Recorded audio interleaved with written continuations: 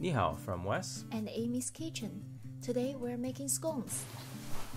In a food processor, you want to pulse together your dry ingredients.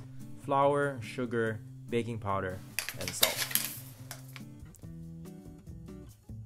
It looks like our food processor is too small, but it works.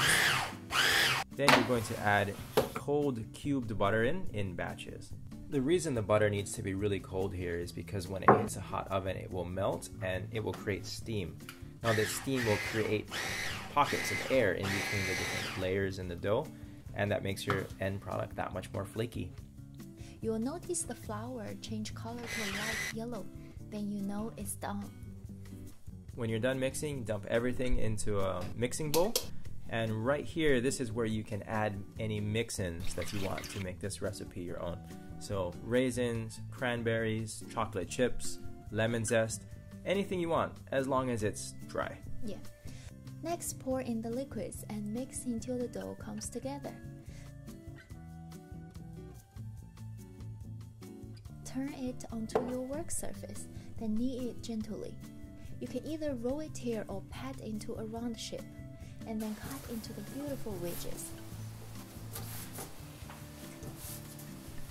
You might think I'm patting the dough a little bit too long, and you're probably right.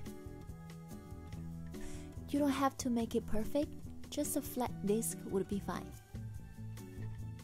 You're going to roll it out to be a circle about 8 or 9 inches.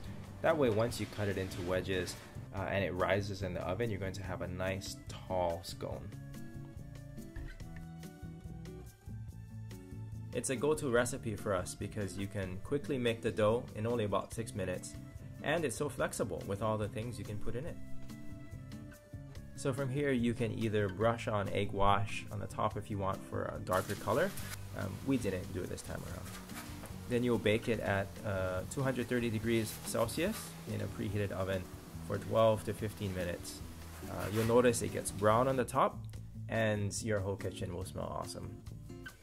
The baking powder that's inside helps it to rise when it's in the oven. So if you notice here, it really looks great. That's how you know it's ready. Yeah, this might be the hardest step. Please remember to cool it on a rack for at least 10 minutes. Then you can enjoy this light creamy scone without burning your tongue. We hope you enjoy this recipe because we really do.